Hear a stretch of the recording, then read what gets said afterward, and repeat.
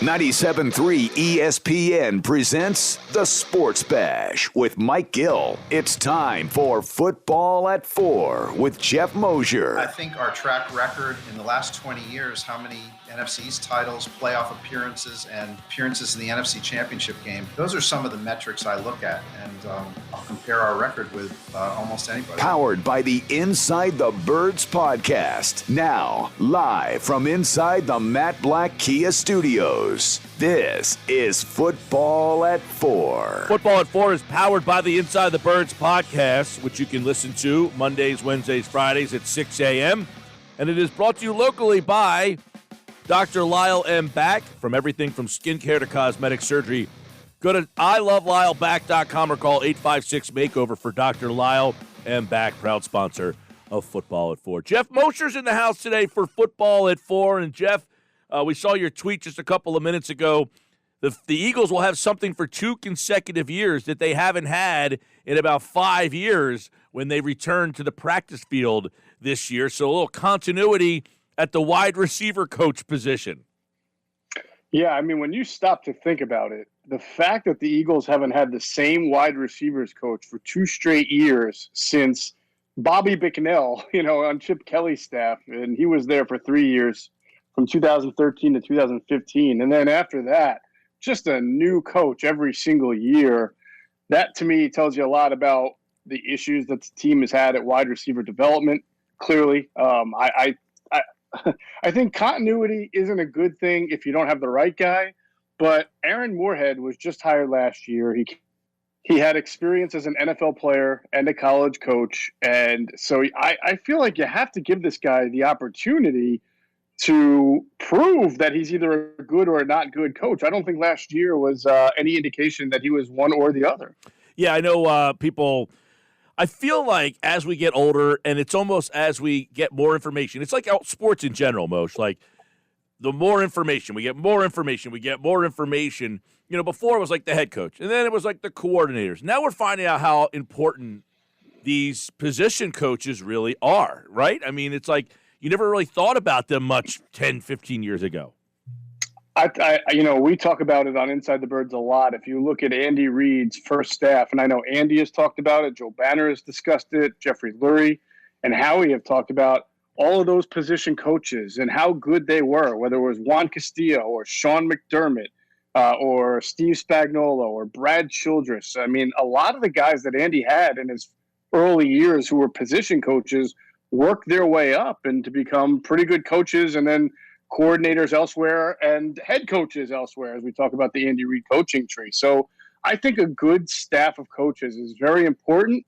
And I also think that when you're a new coach like Nick Sirianni, you do need to examine the coaches who are in-house already and gather as much info before you just quickly make a decision not to bring him back. I mean, Andy Reid himself, as we just talked about, he was not the first guy to hire Juan Castillo in Philly. Juan Castillo was part of Ray Rhodes' coaching staff. So was John Harbaugh, for that matter. And there was even a third guy from that staff. Oh, Ted Williams, the running backs coach, who was Andy's running backs coach here for a while, were all all brought over from the previous regime. So it's not the worst thing in the world to keep on some coaches from a prior regime on your staff if you think they're competent.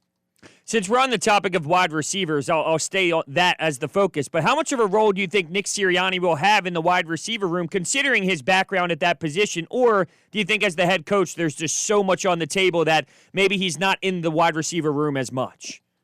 No, I think it will matter that's his pedigree. I think he's always going to have an eye just naturally on that position and how the coach of that position, in this case Aaron Moorehead, is doing with that talent, because that's an area that he specialized in. Just like, Doug Peterson being a quarterback, and yes, he had Frank Reich and John DeFilippo, guys who played the quarterback position, but whenever we talked about it as that 3-headed cocoon, really, that quarterback cocoon that Wentz and Foles had early on. So I do think in this case it's all a little bit similar, because I believe Kevin Patullo, who's going to be the pass game specialist, has also played wide receiver earlier when he was in either high school or college, I forget. But so he has that in his pedigree too. So now you've got Aaron Moorehead, you've got Nick Sirianni and Kevin Patullo, all with kind of a receiver pedigree. And that, to me, is a good thing if your name is Jalen Reagor or Travis Fulgham or Greg Ward or any of the guys who are young, Hightower and Quez Watkins. Talking with Geoff Mosher, and, of course, Aaron Moorehead is the wide receiver coach. He's back, and some people might be like, ho-hum, big deal. But he's got an interesting group to work with here, too. And you mentioned the continuity, but how many young guys they have. And one question I have for you, Moshe, is that an area where they can target this offseason to upgrade, or is it we got to stick with what we got? We got all these young guys in here, Hightower, Watkins, Reagor, Arcega-Whiteside. Can they add to this group, or is this what you're looking at? Well, I believe they certainly can add to the group, Mike. I mean, you're going to lose Alshon. You're going to lose Deshaun. You don't have a whole lot of veterans. I don't know what's going to happen with Marquise Goodwin, if he's going to come back or not. So really, if you look at who's likely to be on the team, you're talking about a second-year receiver in Jalen Reagor. You're talking about Travis Fulgham, who technically I guess will be his third year, but he just really got his feet wet last year as a player in the league. Greg Ward, same thing, really just last year was his first full year as a starter. And then that's your top three. I don't know what's going to become of J.J. Arcega-Whiteside. Some people think that the new coaching staff will be able to tap into him. I'm of the mindset that, he'll probably be released going into the year because he's not going to win out a competition. When I already mentioned three receivers and I have not yet even gotten to Hightower and Quez Watkins, that probably puts J-Jaw fighting for a fifth or a sixth spot, and he's not really a special teamer. So we'll have to see what happens there. But they're very young, Mike, to your point. I think it would be smart to do one of two things. One, bring in a veteran if you can. I know the Eagles won't have a lot of money, but maybe there's a veteran wide receiver who won't cost a whole lot of money. And two, nobody's saying you can't upgrade this spot because really, other than Reagor as a first-rounder, there's really no quote-unquote proven talent. Greg Ward's a nice possession receiver, but he doesn't have to be a top 2 or 3 receiver for you. So if you're in the draft and wide receiver is there, whatever round you're picking in as your top guy on the board, there's no shame in taking a wide receiver. Yeah, I know that a lot of people want that. And let me ask you, though, where do you stand on if you took a wide receiver at pick number 6? I mean, I know there's those 3, Chase and Weddle and Smith at the top of this class. That if you ended up with them, that's going to make the fans happy. But do you like going that direction? I mean, it obviously depends on how the board shakes out, but I would not be disappointed if they took one of those guys because they're all kind of considered top 5, top 10 talent. So I would have to think that they're rated similarly on the Eagles board. Waddle is as you brought up, really good receiver who got hurt this year, but a lot of people felt that he was as good, if not better. Him and Devontae Smith were as good, if not better, than Ruggs and Jeudy. When I did the scouting process last year, a lot of people said, Ruggs and Jeudy are great. They're going to go high in the draft, but Alabama actually has 2 better receivers in Smith and Waddle. So, and then of course, Jamar Chase, we know what he can do too. And if you're telling me that one of those guys is picked 6 overall and they go to camp and they rip it up and that's your X receiver and Jalen Reagor's your Z and, or Jalen's your slot and Fulgham's your Z, I think you're going to be a better overall team. So I have no problem with it. Now that we have heard from Nick Sirianni a couple of times with the Spadaro interview on Eagles.com and the introductory press conference, some other hits as well, what have you taken away from those? Yeah, I don't know, Hunter. It's been really difficult to get anything overly insightful from the press conferences. He hasn't really, I would say, really gone into great detail or length about what he wants to do. He has talked about being multiple on offense. He wants to be able to, throw whatever he can at a defense to make them not easily defendable, which is what I would hope someone would say as an offensive-minded head coach. I do like, he brought up, the Villanova's 2016 championship and how what it taught them was to be prepared for any single situation. And he wants that out of his team. He wants great preparation and great discipline. They committed a lot of penalties last year. Discipline had suddenly become a real issue for this team last year. And I think that meshes with the accountability theme that we spoke about all last year. Doug's players play for him, but does he also hold his players accountable when they screw up? They really hadn't screwed up much until the last year or two.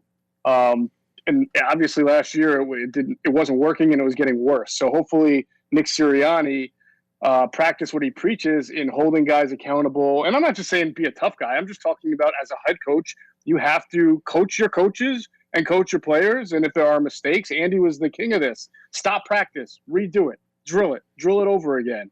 Don't just cater to certain players on the team. You got to have your practice structured so that you're getting the most out of it. So I hope that that's the case with Nick Sirianni. That was the biggest thing I took away from his press conference anyway, was the story he told about Jay Wright and, how he wants to drill in so that when these moments come, hey, it's 4th down and 1 with 1 minute and 37 seconds left and we need a yard, and we've run that play 55 times on Friday, we're getting that first down. Like, that was, to me, through him stuttering through things and kind of having a rough moments from, here and there, which I don't think he should be judged on, by the way. That was something that I really like to hear. Like, this guy's a coach's coach. He's a coach who his brother coach, his father coach. He's got coaching in his blood. If you watch some videos of him with the Colts, he feels more comfortable in that setting than he does. By the way, I got to imagine doing a press conference on a podium with nobody in the damn auditorium is not the most natural way to go either. I can't to this day, and I haven't really asked. Maybe I should do some research on it, but can't figure out what the purpose of having him stand at a podium and addressing the computer that has all the screen that has all the talking heads on it, trying to ask questions. Why couldn't he have done that from his office? You could certainly have put the advertising banner behind him, but why didn't you try to make him more comfortable knowing that the setting was going to be awkward, standing in an auditorium all by himself talking to a computer screen with a bunch of Brady Bunch faces on it? That to me made no sense. You should have tried to make him more comfortable, not less comfortable. I mean, let alone the fact that they left him on an island to answer all these Carson Wentz questions that he really doesn't control right now. That's a Howie Roseman question, and some of the questions are a Jeff Lurie question. Wouldn't it have been nice if the owner, after 16 minutes of talking, had taken a question himself as well? I thought it would have been. Yeah, I mean, and you brought this up on a tweet on Friday, and we had Adam on, and he kind of brought that up too. It's the fact that, did the Eagles not tell him, hey, you're going to get asked 6 different ways about Carson Wentz? It was almost like he wasn't ready. Not that he wasn't ready. I don't think he answered them horribly. It was just like it was almost had nothing to give you. Like, there was just he was just, I don't want to say ill-prepared, but it was almost like he was surprised that they kept coming at him with it. Yeah, that was surprising. And I know we shouldn't judge him on the presser. That's totally true. But at the same time, and I mentioned this in the podcast, Jeffrey Lurie went out of his way to talk about how this guy had such a great command and presence and how he was such a special communicator, a unique kind of feel for the situation and thinker. I mean, everything he basically built Nick Sirianni up to be was not what you saw in the press conference. So I think as a fan or just someone observing, you question, like, wait a minute, if you saw all that, how come that didn't translate into a press conference that you had a week to prepare for? So while I don't judge him, and I don't think it matters, or determines how many games he's going to win or lose, I do understand the reaction from a fan who was told this, that, and the other by the owner, and it almost in a way where, my God, we were blown away by all these qualities, and then the guy goes and speaks, and you see 0 of the qualities. So I can understand 24 hours of instant reaction being like, what did I just witness? Yeah, I stand in the same boat as you, and by no means am I writing him off, but I heard a clip of him speaking in the Indianapolis locker room once while Frank Reich was sitting almost in like the players' chairs, just allowing him to be the voice, and I was a little intrigued by that. That calmed me down a bit because he did feel way more comfortable in that kind of environment. But when he was talking about his core values, do you think that it was almost too cliche-ish, as if, look, we're going to work hard, fundamentals, competition? Isn't that kind of like very cliche? And I just wonder if guys in the locker room smell that out right away, as if, really, is this guy going to sell us this? Well, he better win. That's what it takes. Because, yes, I did feel like a lot of what he said was cliche, coach speak, which, there's a reason why cliches are cliches, because people commonly say them because they're true. I mean, you want good competition. You want accountability. You want fundamentals, right? I get it. So it was the delivery, I think, more than anything. But I will go back to this. I've heard him talk a couple of times now, and it seems like you're not going to get a whole lot of insight. And it's weird because in Indianapolis, I don't know if you guys have ever seen, their general manager, Chris Ballard, does these media sessions that go on for 45 minutes to an hour, and he's invited them in, and he's done like chalkboard sessions. I mean, the guy is more than happy to talk football with the press there. But this is in Indianapolis, too. So you got to understand, I think Sirianni is used to probably speaking to 6 or 7 reporters and maybe 1 or 2 TV people and not an army of them like you have here in Philadelphia. Now, he did kind of hint in the press conference on Friday that, competition. He didn't want to say Wentz is the starter. He didn't even want to go as far as saying Wentz would be on the roster. He's like, I don't know that. I mean, but you have a sense that there will be a legitimate quarterback competition because a lot of people feel he was hired to make Wentz the starter. Do we get a better feeling of that there's going to be an open competition, someone's going? I mean, after the Goff trade, how do you feel this Wentz thing kind of materializes after seeing the Goff trade? And then there's some reports that the Panthers made an offer for Stafford. Washington made an offer for Stafford. So it sounds like teams are trying to be active for quarterbacks this offseason.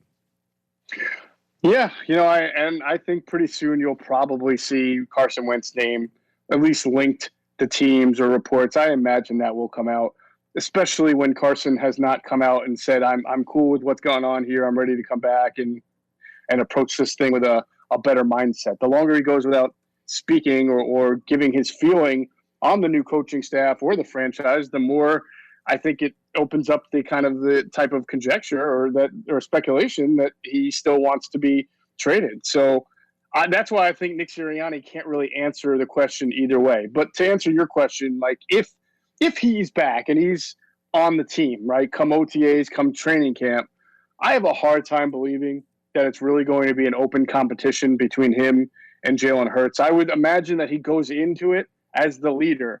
And if he's just terrible and completely stinks, then the team has to make a decision about if they're going forward Jalen Hurts, what they're going to do with Carson, because there's no way Carson's going to be the backup quarterback to Jalen Hurts making all that money and being disgruntled. So then they're going to probably have to move him for whatever they can get at that point. And so that makes it less of a competition and more of just a changing of the guard, I would think. I can't imagine that it's a 50-50 competition if Carson Wentz is still on the team. It doesn't work that way in the NFL. It never has. So let me ask you this then. Would you or would the Eagles be open to moving Jalen Hurts on draft day? Or any other time of the offseason? Forget draft day. I mean, that's just a common day to make a trade of that magnitude. Tomorrow. Yeah, I think the coaching staff would have a difficult time making that decision without getting Carson Wentz inside the facility and having the opportunity to work with him. I mean, I suppose if somebody was going to give you a really high pick, Mike, for Jalen Hurts, a first or a second, you might have to think about it. But I doubt there's going to be that kind of offer for Jalen Hurts just based on the 4 games that he played last year. So I would put that as a kind of a low probability of happening. Do you take anything out of Sirianni saying how he is in control of the 53-man roster and I believe I have say on game day, or is that just really nitpicking at someone who was nervous and probably stumbling all over his words? It almost seemed to suggest to me that it wasn't his number one priority as Eagles coach to have that for control of the 47 on Eagles Day. If there's wiggle room, because as most people know, sometimes you have to not activate it. Well, you don't have to. Sometimes teams decide to not make a person active for financial reasons and, at Pro Bowl escalator type reasons. So maybe I'm going to guess Nick Sirianni is smart enough to know that not every single game day decision will be his, but most of them, most of the time will be. So that's what I made of it. And of course, Howie having the 53 is not surprising because he had control of that throughout the Doug Peterson era. How did it get to that point where the coach, how did it get so micromanaged that the coach lost the ability to coach? Yeah, I mean, I don't know if control over the 53, not having it means you don't have the ability to coach. I mean, in most teams, many teams, a general manager will have that ability. It's just that on many teams, a general manager might have come more from the football sector, and so it's trusted a little bit more than, say, a guy like Howie who's come up through the salary cap sector or the business sector, if you will. Right.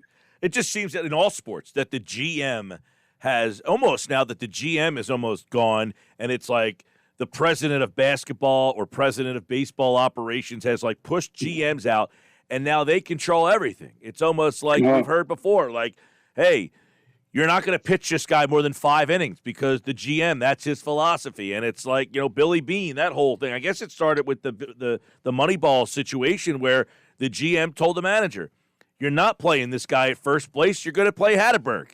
And if you don't, you know what I mean? Like, it's just such a weird thing. And, this quarterback situation, you wonder how much say the coach actually has in who he wants to play at quarterback. Well, that's my point. I mean, if some team calls up right now and offers the Eagles a first-round pick for Carson Wentz, which I don't think is going to happen, that's not really going to be Nick Sirianni's decision. How he's going to be like, you know what, we're going to take this first-round pick, and then we'll have a conversation about the future of our quarterback position. We have Jalen Hurts. We have an extra first-round pick. We have our own 6th overall pick. So that's why I think not all of it is in Nick Sirianni's control and how he really is the person, who's going to be responsible for what happens there.